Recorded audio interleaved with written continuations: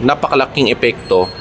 Actually, after the pandemic, our industry, our fisheries industry, our dried fish industry has never recovered.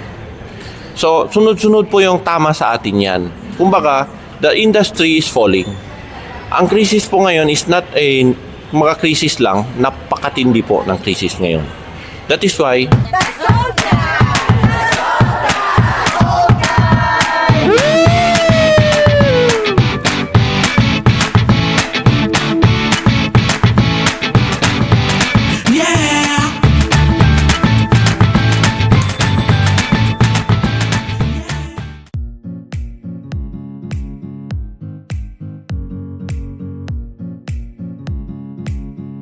shout out to Eileen Mac Isidro of Cebu Pacific. We love Cebu Pacific. Welcome to Zamboanga. Nandito na ako ngayon para mag-attend ang National Salt Industry Forum sponsored by the BFAR. Hi, I'm Gerard, the Salt Guy.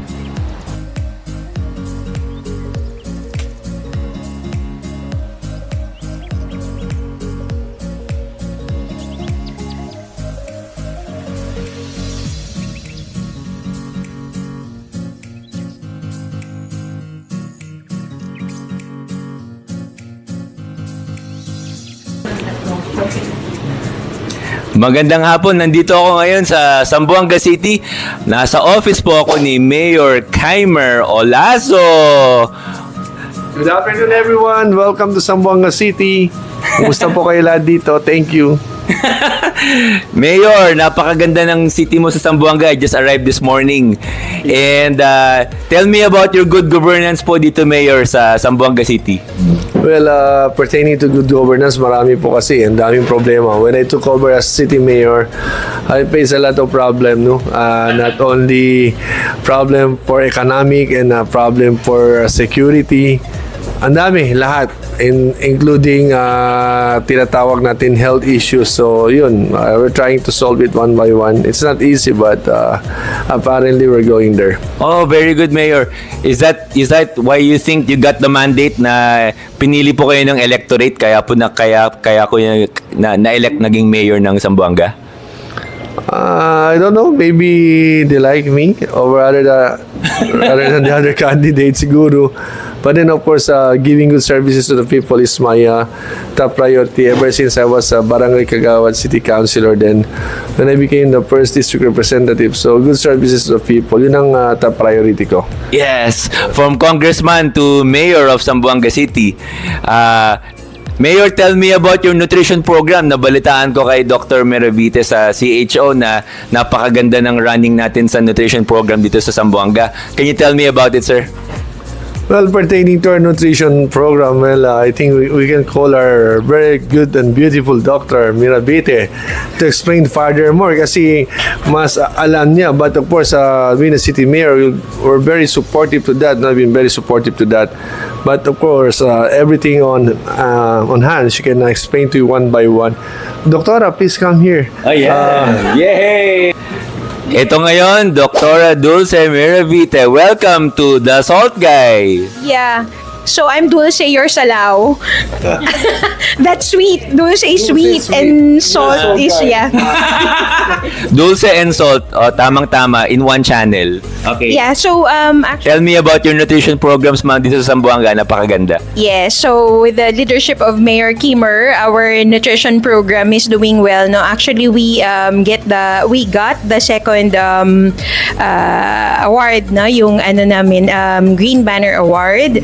Yes, so that's with the support of our LCE, and we hope that we get another one so that we will be able to get the Crown Award. Wow, okay. Yes. So this year, baka running na po for Crown Award. Sige ma'am, good luck po sa Zamboanga City. Thank you. So, thank you very much, Doktora. Thank you very much, Mayor Keimer Olazo, for your wonderful and fantastic good governance sa Zamboanga City.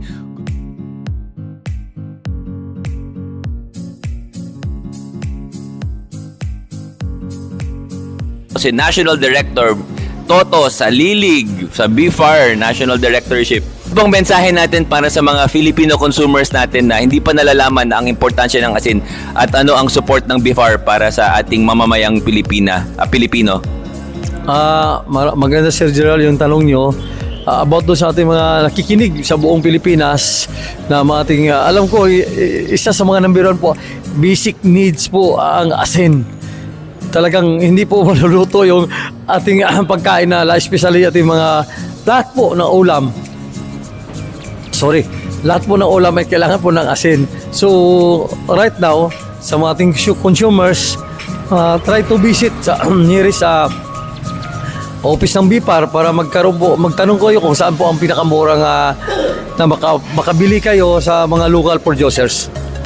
Nakita ko po kanina umaga sa mga presentation, napakaraming support ng BIFAR sa fishing, sa tuna, sa canning, sa seaweed, sa captured fisheries, at ngayon salt industry kasama na po sa portfolio ng BIFAR. So congratulations po sa all-out support nyo sa salt industry, Director. Yes, Sir Gerald, thank you so much. Ma'am, today is a very historic day because it's one of the first market matching of the salt industry, and especially here in Zamboanga na it's a big fishing industry and tuna industry. How did you come up with this concept to have a market matching here in Zamboanga City? Because I was informed. Actually, this forum, no, the salt industry forum, back to back with the market matching activity, is I have to give credit to the really main organizer, no, of the events. It's the National Salt Project Management Office, and in coordination with the regional counterparts. So I was enjoined by them because they know my office really, does a lot of marketing activities. So that's how it started. When I have been attending also in some other cluster consultation ng salt industry, and I've heard a lot of problems, issues surrounding the salt industry, and I see the need because they keep saying we have surplus of salt production and there's no market. So and for me, this market matching is one of the possible platforms to find the market for our salt producers. So I volunteered that since there is a market matching activity back to back with the Salt Industry Forum, I said that okay, let my team handle the market matching activity. Ang galing. It's a very good, it's a very well attended program. Yeah, but we have been doing this because it's a regular program of the marketing divisions, and the regional offices also they are encouraged to do the same, no, and we are doing this for all fishery commodities. But you're right, this is the first time that we did a very focused market matching activity to salt, no. Wow. For the salt commodity. Kasama ko ngayon si Rosana Contreras ng Soc Sargent Federation of Fishing and Allied Industries.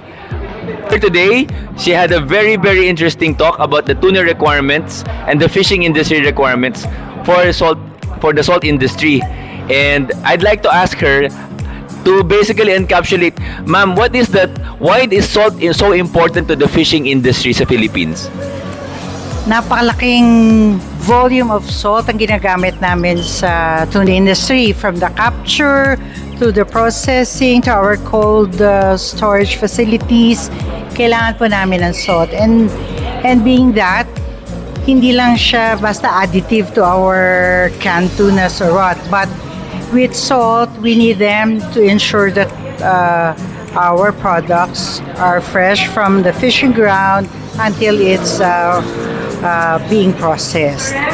And kung titingnan po natin bakit ito importante, kung magkaroon ng problema po sa supply ng salt, our production line will be stopped, will be disrupted. Hindi po kami andar without the salt. And so with that, with the use of salt, we were able to address the requirements of our export market as well, and of course our local demand din. So salt is not just optional or a flavoring, it is essential Yes. to the catching, harvesting, processing of tuna and other fishery. Oo, kumbaga it's an operational thing, it's a strategic industrial requirement. Without salt, we cannot move. Wow, ganun ka-importante. So next time that you eat tuna or you eat canned fish, remember the salt industry and remember Soxargen kasi they are a key source of our tuna and our fishing industry. Nabanggit nyo po kanina, how many tons do we need of salt na right now is currently being supplied by imported? Over a year, ang estimation namin is more than 50,000 metric ton of salt for the entire industry. Wow, if I look at my data correct, 50,000 maybe is something like 8% or 10% of the country's total salt requirement is going to the tuna and fishing industry. Yes. Kaya we are really hoping that we will be able to source all our salt requirement locally. So we're looking forward to that time na hindi natin kailangan ng mag-import. What do you think, what's your advice to the local salt industry, how we can better serve the local tuna and fishing industry, ma'am? First one is to make sure of the quality of the salt that we produce locally. Hanggat maaari at par of what we are importing. And also, we should be able to maintain a regular or stable supply of salt because for tuna industry, it's a whole year-round requirement. So, we cannot afford any Forum at disruption. kasama ko si Dr. Erickson de la Cruz. He is the Center Chief of the Philippine Carabao Center in Nueva Ecija and based in Central Luzon State University. Magandang umaga, sir. Magandang umaga po, Sir Gerard, at sa mga kababayan po natin sa Luzon, Visayas at Mindanao. Earlier, Dr. De La Cruz gave a very interesting lecture on the importance of salt in the animal industry. Can you tell us more about the importance of salt in the animal industry, sir? Okay po. So, alam po natin lahat na napakahalaga po ng asin sa buhay po ng bawat magsasakang Pilipino. Hindi lamang po sa buhay nila, kundi sa buhay din ng mga inaalagaan nila na kalabaw, baka, kambing.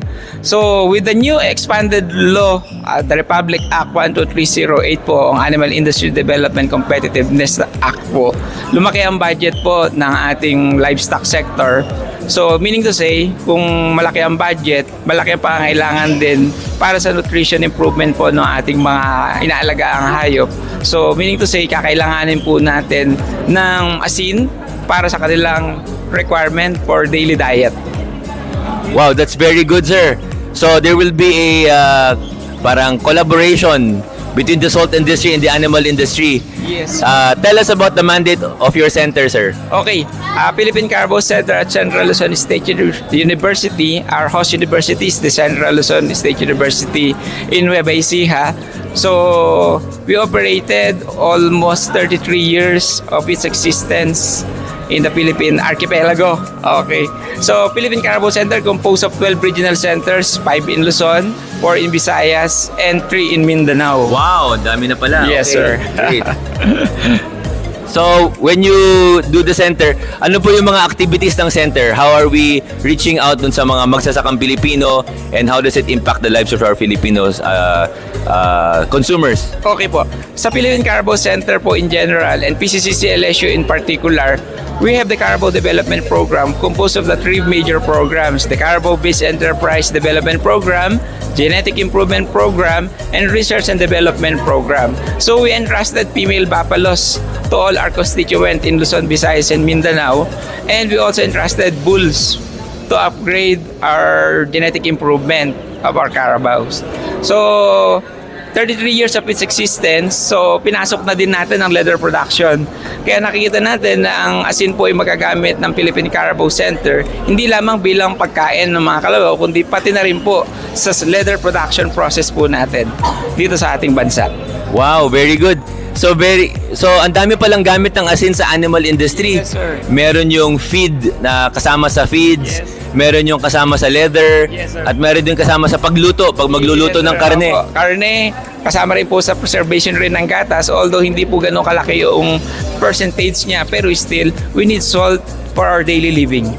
Yes. And Kasama ko ngayon si Mary Joy Agustin ng National Fisheries Development Center from Dagupan City. Okay, the National Fisheries Development Center developed the technology on the production of a salt project under the DSIP or Development Salt Industry Project. It was funded 2024. So the methodology of the project is to produce a salt using the HDPE or LLDPE.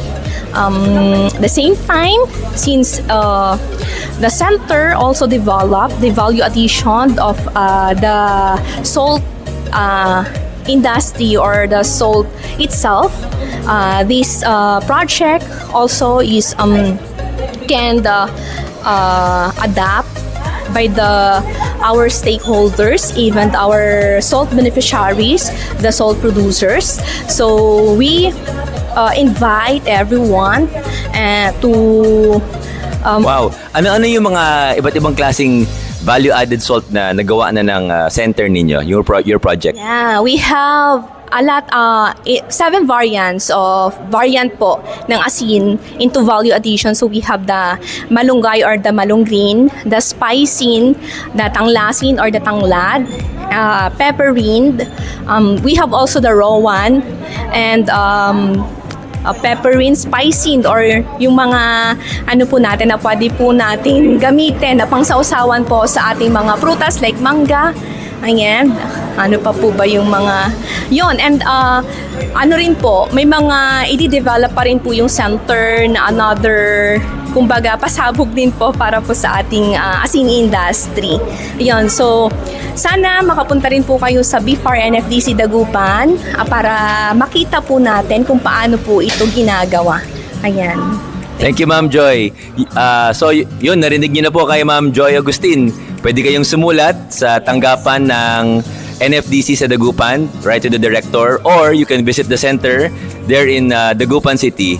Thank you very much, Ma'am Joy, for your hard work and research doing the value-added salt para sa salt industry. Thank you. Thank you so much, Sir Gerard. Thank you po. So ito na po yung mga opportunity po ng ating mga mag-aasin para at least at the same time makita po natin yung mga iba-ibang variant po ng value addition po para po sa ating asin. At kumbaga, ang laki po ng demand po ni asin not only for aquaculture. Marami po siyang gamit. Actually, according to Sir Kung Hun, the use of asin is nasa 14,000 uses po ito. At the same time, ang asin din po talaga, isa po siyang pangunahing ingredients ng ating buhay. Magandang hapon po sa lahat. Ako po si Abdul Aziz Kunting, the President of Zamboanga Dried Fish Association.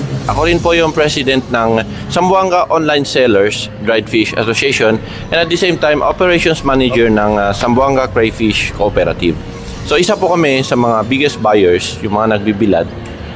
Ang tawag po sa amin, mga bularan, ng dried fish. We consume tons every month because ang mga bilaran dito sa Zamboanga City is not only confined here, including po yan ang Basilan, Holo, Tawi-Tawi. Now, Zamboanga City does not produce or almost, ang konti lang po talaga ng production ng asin dito. Unlike sa other areas, we have Mindoro, ang dami nilang asin, surplus. So right now, BFAR has organized a salt industry forum para po magkaroon ng market matching between the buyers like us and also the producers of salt. Yan. Hopefully, sa ano na ito, no, maano natin lahat, ma-organize ito. We can buy. Actually, napaka-importante po niyan, ang procurement ng local salt. Salt is a basic commodity. It is being used widely, hindi lamang para sa dried fish or para sa fish, pati na rin as fertilizer for coconuts and other ano. So now, the impact of this localized procurement ng asin sa economy is napakalaki. Why? It generates livelihood. It gives income to our producers ng salt. It propels the economy. Because if we produce our own salt, kasama po dyan is yung sustainability ng mga partnered industries like us, ng mga buyers. So makakasustain po tayo, hindi lamang for the local production, but we can also export our dried fish because meron po tayong sariling production ng salt. Tama po ba? Yes. Sir, what can you say? Earlier, I heard you were talking about the oil crisis and the general crisis sa economy and how it's affecting the dried fish industry, lalo na dito sa Southern Mindanao, sa Zamboanga. What is your experience? What can you say about it? How bad is it? Gano talaga kalala ang oil crisis natin ngayon? Anong effect? The crisis ngayon, the ongoing wars in the Middle East, the fuel crisis, hindi lang po yun ang napakalaking epekto.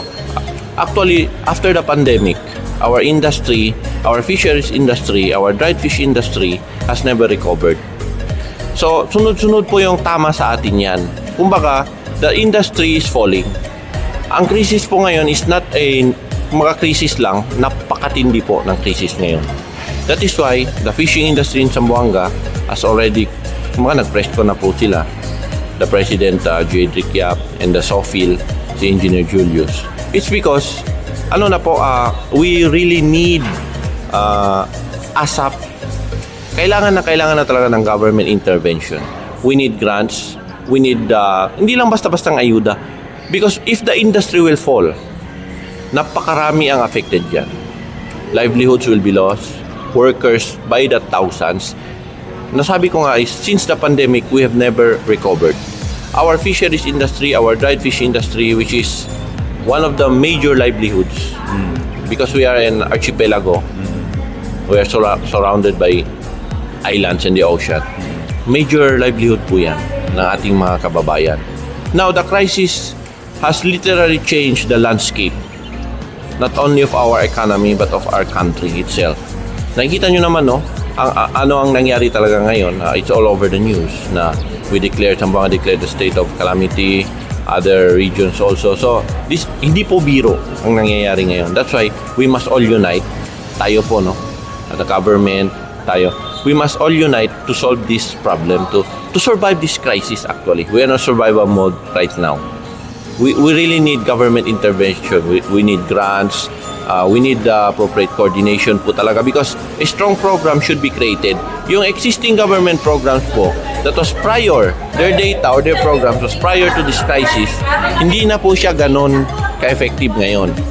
A new program must be created as crisis response. Because if we will not survive this crisis, the whole nation will fall.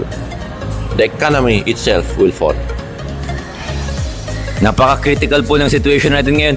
What is your message for the Filipino consumer ngayon about the need to support Philippine fishing industry, Philippine salt industry, and what can we do, sir? Sa mga kababayan po namin, sa lahat ng Pilipino, dapat po magtulungan tayo, bayanihan. We must patronize yung local production po natin, yung the spirit of a true Filipino. Dito po talaga sa oras ng crisis, dito po talaga tayo dapat magtulungan. Because pag hindi po tayo magtulungan, who will solve the problems for us? Tayo po mismo ang magsosolve niyan. So patronizing, ito ang tawag po natin sa production po, local production or sariling atin na production. This is Pinoy pride. Ito po yung pride ng ating bansa na kaya nating gumawa ng sarili nating asin. We can market our own salt and other products like our dried fish. We can export them. Dapat po ganun yung mindset natin. Hindi yung tayo ang nag-i-import. We will produce not only for ourselves, for our economy, but we will have the capacity to export. Kung ibebenta po natin yan sa kanila. Ang dami nating manggagawa na Pilipino, right? I think we are one of the main. Kumbaga sa OFWs abroad, di ba? Ang daming Pilipino ang tatrabaho abroad.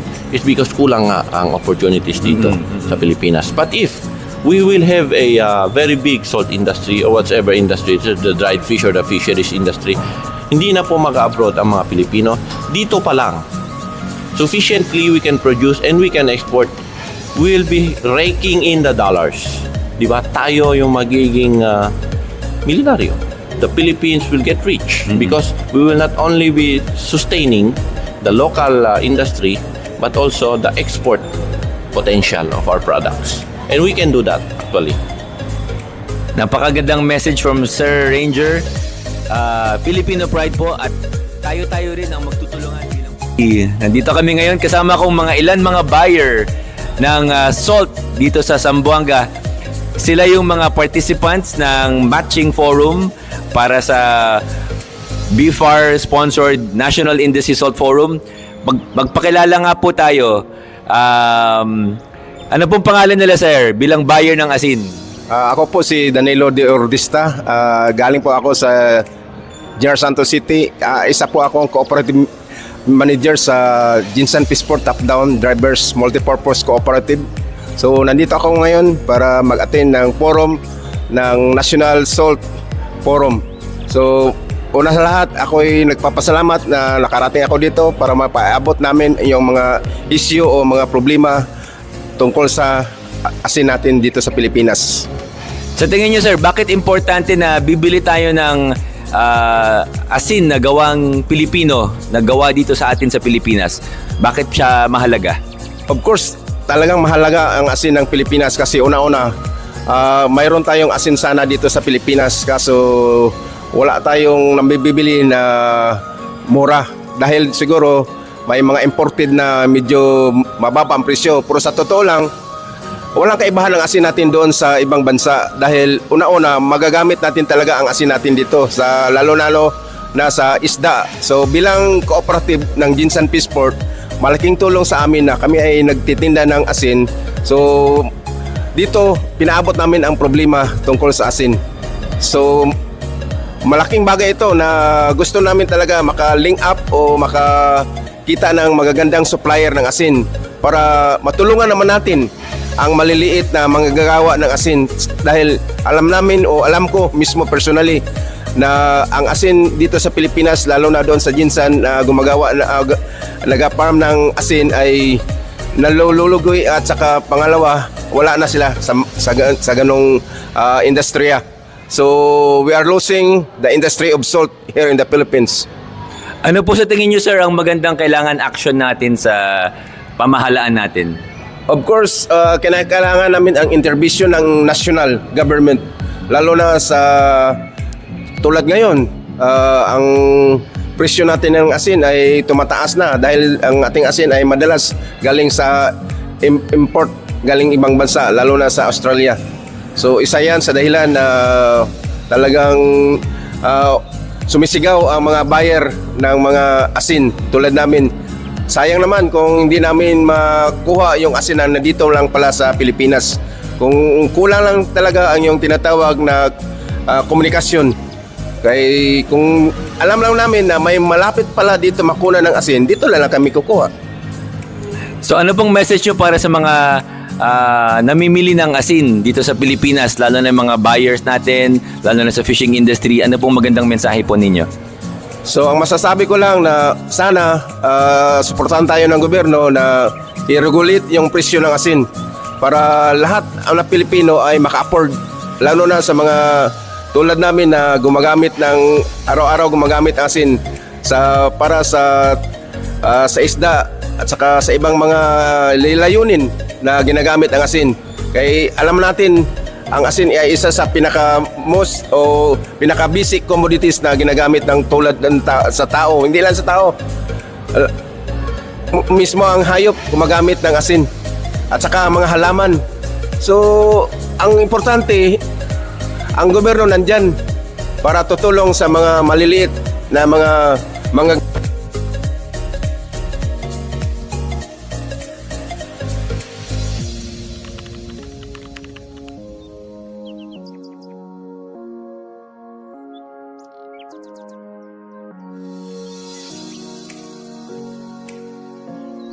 So, bienvenidos Zamboanga City.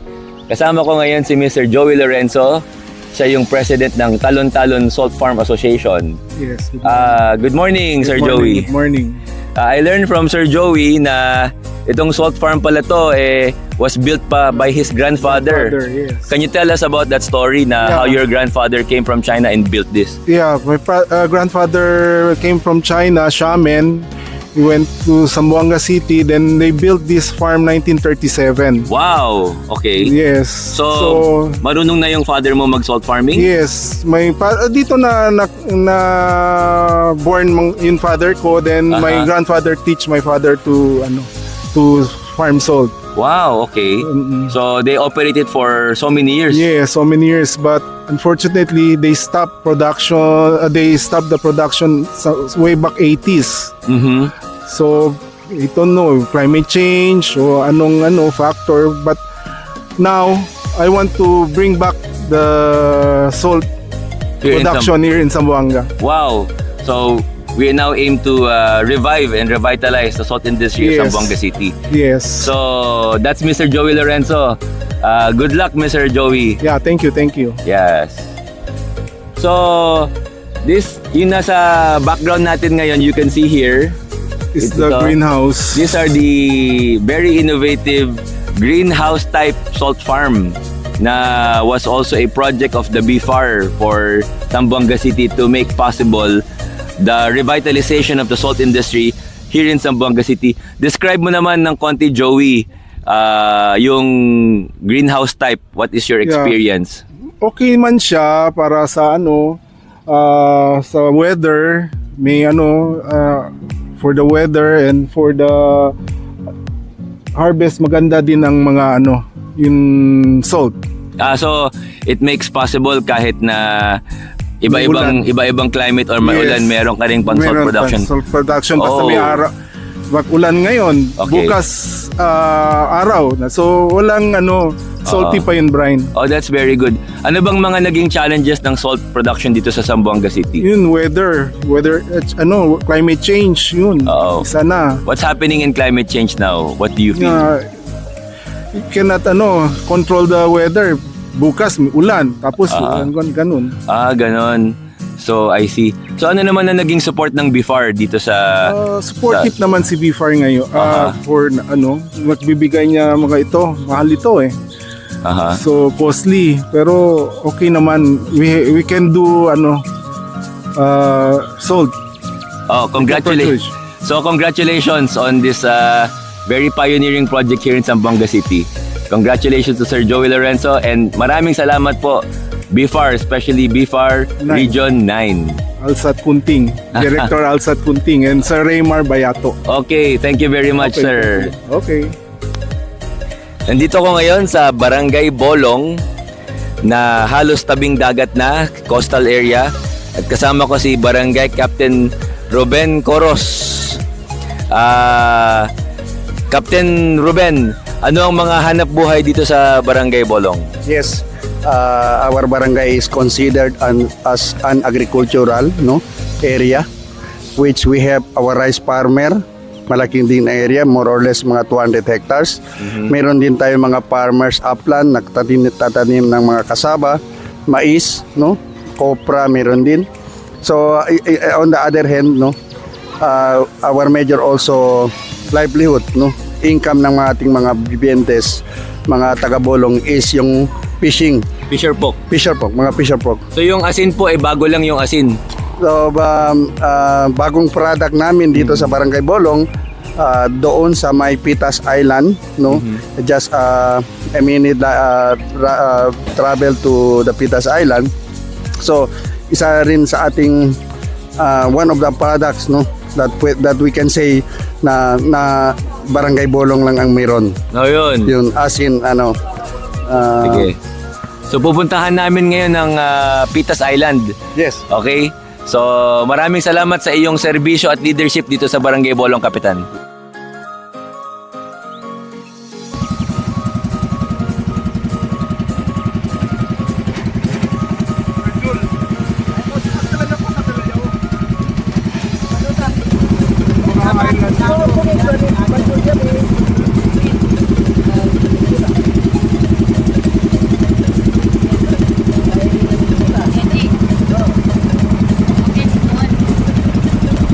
Kami ngayon sa Pitas Island sa Barangay Bolong. Tumawid kami ng dagat para makarating dito sa Pitas Island at kasama ko ngayon ang Pitas Island Fisher Folk Association President Mr. Julpin Alviar. Mang Julpin, ano itong project na nakikita natin sa likod natin ngayon? Ito ang nakikita mo ngayon, ang likod na tulad nito, ito ang solar bed. Galing to sa Bifal ang nag-award sa amin. At ako rin, nagpapasalamat ako sa kanila. Kung hindi nang dahil sa kanila, hindi namin maiisip na magawa namin ang mag-asin. Tulad nito, bibigay nila sa amin. At pangalawa, bibigyan nila kami ito, nakita mo sa likod natin, may elevated sort na dito, mas gumaganda ang kita dahil malinis at malayo sa mga bakterya dahil sa taas na siya. Ito ang ikaganda sa kanya. Lalo na dito sa may greenhouse din kami. Greenhouse din? Bigay din yan ng Bifal sa amin. Ano ang maganda sa greenhouse na elevated na salt bed? Ang ikaganda sa kanya, hindi na masakit ang likod. Pag mag-harvest sa kanya, patayo-tayo na lang. Okay. Yung sa solar bed, uupo ka, medyo masakit pang likod natin. Sakit pa yung likod. Wow. Ganun. Sige. At ako rin, nagpapasalamat din ako sa Bifal na binibigyan nila kami ng ganito na ina-award nila sa amin tong hanap buhay na to. At wala akong masabing maraming salamat sa kanila sa tulong nila sa amin. Yun lang po, sir. Ilan ang member nyong fisher folk or fisherman dito sa Pitas Island? Ang member ng Pitas Island Fishermen Association, nung una'y pinatayo ko noong 2017, 25 lang. Sa ngayon nabot na kami ng 55 member. 55 members? Yes. Iba ang nag-aasin, iba ang seaweed farmer, at iba ang mga fishermen. So kailan kayo nagsimula mag-asin sa project na to? Nagsimula ko na kasi ng 2022. 2022? Yes. Napakaganda. So marami na kayong nagagawang asin at binebenta niyo yung asin sa Zamboanga City, no? Binibenta namin sa Zamboanga City hanggang sa mga sari-sari store dito sa tabi namin, sa mga nibo namin. Yon ang nagbibilin sa amin ng asin. Maraming salamat, Kuya Julpin Alviar. Nandito ako sa Pitas Island, Barangay Bolong, Zamboanga City. Ako si Gerard. Yes.